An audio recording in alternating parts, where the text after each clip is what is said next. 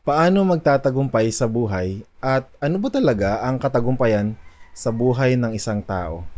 Maraming tao na nag-iisip na kung makukuha nila ang isang bagay, ito na yung katagumpayan sa kanilang buhay.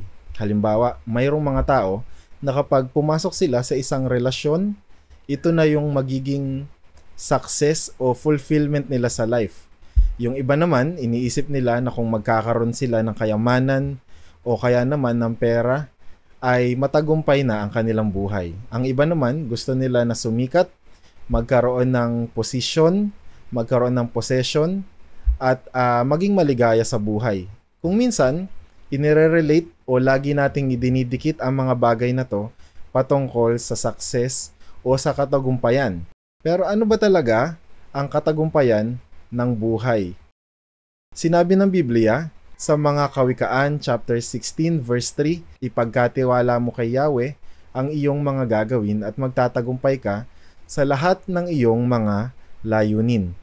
Iba-iba ang layunin ng tao. Iba-iba yung ating misyon sa buhay.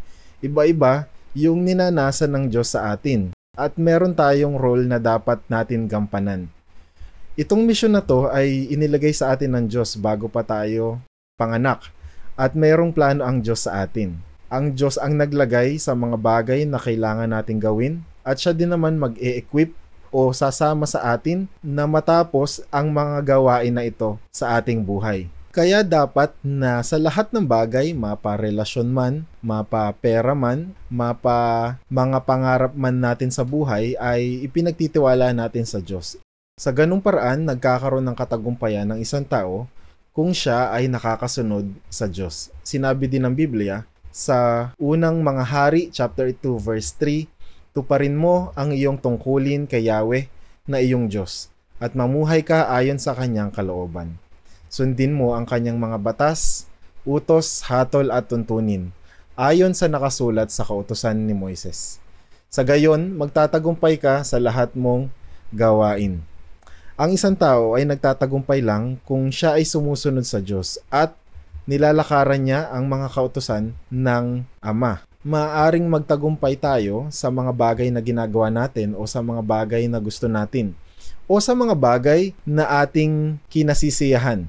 Pero hindi ito necessary na success dahil ang tunay na katagumpayan ay yung tao na kayang sumunod sa mga utos ng Diyos. Sinabi ng Biblia sa mga awit chapter 37 verse 4, kaya kay Yahweh mo hanapin ang kaligayahan at ang pangarap mo ay iyong makakamtan. Napakaganda ng verse na ito dahil dito sinasabi ng Biblia na ang kaligayahan ng isang tao ay nakukuha lamang sa Panginoon o kay Yahweh. Kung ang paghahangad ng katagumpayan natin ay yung mismong pagkakaroon ng kaligayahan, dapat makita natin yung ating kaligayahan sa ating Panginoon. Ito ang kasiguraduhan na tayo ay magiging matagumpay sa buhay dahil ninanasa ng Diyos na ibigay ang lahat sa atin ayon sa kanyang kalooban. Sa katapusan, ang katagumpayan ay nakikita sa pagsunod sa Diyos. Ang katagumpayan ay ang magawa natin kung ano ang inutos ng Diyos sa atin at matapos natin ng maayos ang layunin ng buhay na inilagay sa atin ng Diyos.